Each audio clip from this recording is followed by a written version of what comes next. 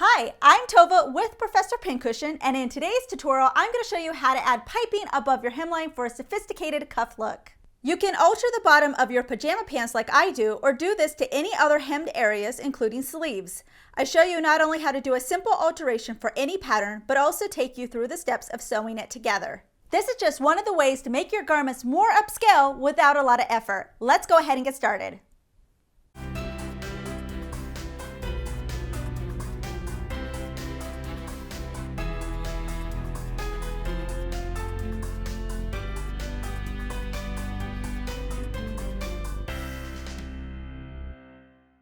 You're going to want to put piping wherever you have a seam, and since I want to put it at the hemline of my pants and I don't have a seam down there, I'm going to create one by altering my pattern to create a cuff at the bottom of my pants.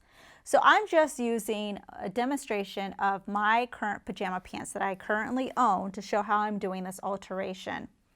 So you'll see at the bottom of my pajama pants, I have a hem of 1.25 inches. Since I'm adding the cuff, I can go ahead and get rid of this hem allowance. Now, I'm not going to cut anything into my pattern because maybe I want to save it for something else later. But for now, I'm just going to create a series of lines. So I'm going to go up from the bottom, my 1.25 hem allowance.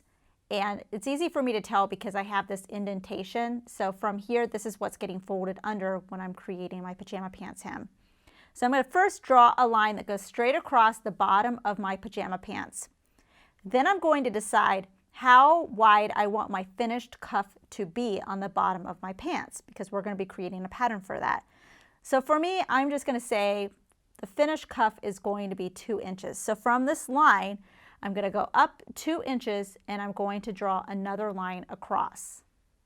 The green line here represents both of those lines. So right here at the hemline and then 2 inches above that. Now my pattern is really wide because my pajama pants pattern is actually one piece with front and back together in one leg. So the next thing I'm going to do is lay my tracing paper over this area and I'm going to draw my tracing paper, my cuff outline. So that would be this line, the hemline, this other line, and then the top of the cuff line here. So here's my outline for the cuff. Now because the cuff is going to be sewn to the bottom of my pant leg now, I need to include a seam allowance. So this top line is what's going to be stitched to the top of my pants or to the bottom legs of my pants. So you need to decide whatever your seam allowance is. So if you want to keep with the pattern, you can go ahead and just make it 5/8. So from this line, I'm going to make another line that's 5/8 of an inch and draw another line across, and that's going to be my seam allowance. Here's my pattern for the cuff. So the solid line is the main outline that we had before. You'll notice this dashed line up here. That is my seam allowance. Now that I'm sewing a cuff to the bottom of my pants, I need to make sure that I have seam allowance so my pajama pants don't end up too short. So I'm just making it 5/8 of an inch like the rest of my pattern. And this side point, I'm not really following the angle of the pants. Instead, I'm just trying to go straight up. Then I'm going to put my information. It's the pajama pants cuff. I'm going to cut 2, and I'm placing this side on a fold because I want the inside of the cuff part at my pants to look finished. So there's going to be cuff on the outside, and then I'm going to fold part of it on the inside so that it'll look nice and finished.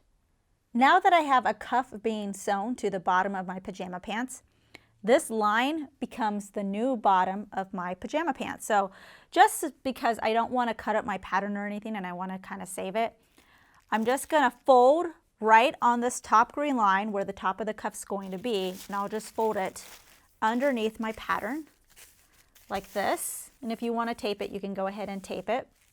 I'm going to place a piece of tracing paper underneath the pattern so I can actually do a new seam allowance and just add it to the bottom edge. I just pinned my tracing paper to the bottom of my pajama pant leg, and you can see I just added on the seam allowance. And just like I did before, instead of following the pant leg and going at an angle, I'm just trying to go straight down. This is going to make it easier from when we're trying to pin the top of our cuff to the bottom of our pant legs that our seams are going to match up and everything's going to be the same. Once you have all your fabric pieces cut out, you can then start with the assembly. Now I'm just going to show you how to do this with one pant leg, but you're going to want to do the same thing for both. So I'm looking at the bottom of my pant leg. So this isn't the cuff piece, this is the actual pant leg. And again, mine is front and back together, so that's why it looks so big. I'm going to start prepping in order to put in my piping in the seam. So the first thing I'm going to do is I'm going to go up whatever my seam allowance is, so in my case 5/8 of an inch, and I'm going to do a basting stitch across to mark where I'm going to be placing my piping. With the basting stitch, you don't have to worry about doing any back stitching. You're just doing the longest stitch on your machine, and this is going to help us with placement. I'm going to take my piping and I'm going to place it on the right side, and I'm going to use the basting stitch that I just created for a guideline. So the main part of the piping is going to be going up towards the top of the pants, and then the raw edge is going down towards the raw edge of the bottom of the pants here. And I'm going to use the basting stitch just to kind of place it so I know where it's going to be. And I want to make sure that the actual piping part doesn't end up right on my basting stitch, but you have a little bit of the flat part of the bias tape of the piping just on that. So when we stitch this into place, we're not stitching on the piping, but we're stitching right below it. So I'm going to pin this all along the bottom of my pants where I have my basting stitch, and then we're going to go back and we're going to do another basting stitch just to hold the piping into place. The black stitch is my basting stitch holding my piping into place, so I no longer need pins. But the one thing I'm going to do just to prep for when I'm sewing my seams together is I don't want the bulkiness of the piping to kind of get in the way of me creating seams. So what I did is from this edge, I measured over my seam allowance, so 5/8 of an inch. I made a mark. Then I removed the basting stitch. So if I had my black basting stitch go all the way to the end, I've just removed 3 stitches here. And I also removed the basting stitch that's on my piping. I'm going to open up this end. I'm going to pull out just the cording, and I'm going to trim it off so that you're keeping the bias tape, but it's going to lay flat instead of having piping in there, and that'll make it a little bit less bulky in the seam allowance area. And I'm going to do it for both ends. Once that's done, I can go ahead and finish off my black basting stitch here just to hold it into place. I now want to attach my cuff to the bottom of my pants. So remember this piece, I placed it on the fold here, so I have a folded edge. I'm going to unfold it, line up one of my raw edges, so my long raw edges here at the bottom of the pants, and I'm going to pin it into place. Make sure that you place these right side to right side. When sewing with piping, I like to switch to my zipper foot so I can get as close to the piping as possible when I'm sewing it, and I can actually feel it with my finger right here. So it's going right up against the edge of the foot there. And I'm also using my stitches as sort of a guideline as well. So my basting stitches can tell me exactly where that is. And I'm just doing a regular seam here, so I was going to follow my pattern, which is 5/8 of an inch seam allowance, and just sew from one end to the other.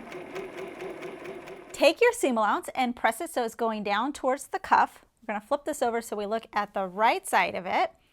And you're going to do a top stitch right along the edge of the top of the cuff. So it's going right next to that piping again. Because the stitch is going to show on the right side, I'm going to go ahead and use a matching thread color to my cuff, and I'm still using my zipper foot so I can get pretty close to the piping without the foot getting in the way. This is just a regular length straight stitch, and don't forget to back stitch. With the cuff now attached to the bottom of our pant leg, we're dealing with a single piece like we were at the beginning with our pattern. So now I'm going to continue on with the rest of the construction of my pajama pants. So in my case, I'm doing the pant leg seam. So I'm bringing the 2 sides together and matching up the raw edges here, and make sure you have it right side to right side. Now the important thing is when you're pinning this, you really want to make sure that you're matching up your piping. So when you flip it over to the right side, it's not going to be skewed and it's going to look perfect. So I really want to make sure that I match that, put a pin there, match the ends, and then match the other side of my pant leg as well. Once everything is pinned, you can go ahead, take it to your sewing machine and sew your seam like you would normally. So I'm going to do a 5/8 of an inch seam, and you'll notice here I kind of have a little angle. I'm going to follow along with this angle as well when I'm doing my seam. Press your seams open. With it still inside out, you're going to take this lower edge of your pant leg and you're going to pin it your seam allowance. So I'm going to do 5/8 of an inch. And after it's all pinned all the way around, you're going to go ahead and press it. You're now going to fold the cuff in half. So I'm bringing this folded edge up to my stitches here at the seam line. So I'm bringing this up like this. You can go ahead and remove your straight pin so you can pin it into place like that. And I'm going to do this all the way around. So it's going to be covering all the seam allowance and it's going to look really nice on the inside. Once I have it all pinned, I'm going to go ahead and press it again down here at this bottom edge, and then we'll get a little closer to show how I stitch this into place. I'm going to be using a slip stitch, and you should use a matching color thread. I'm just going to use a contrasting one so it's a little bit easier to see. So I have my first part coming out on here on the fold line of the cuff. I'm just going to go a little bit above that and grab a little bit of the fabric. Now you want to make your stitches small and you don't want to go too far into the fabric that you're going to see it on the right side of your pant leg. You want this to be as invisible as possible.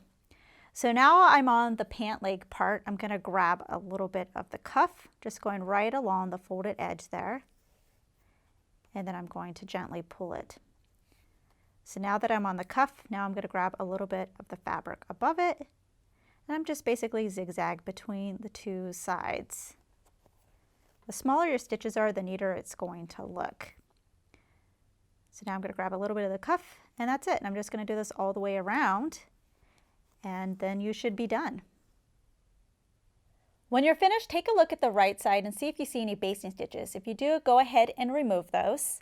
So now our cuff with the piping is complete, and you can also apply these same concepts to doing the same thing with sleeves. We hope you enjoyed this tutorial. Please subscribe to get notified of our weekly releases. Also check out ProfessorPincushion.com to view our complete library with well over 350 sewing tutorials. If you would like to directly support us, you can check out our Patreon campaign and earn some exclusive perks. Thanks for watching.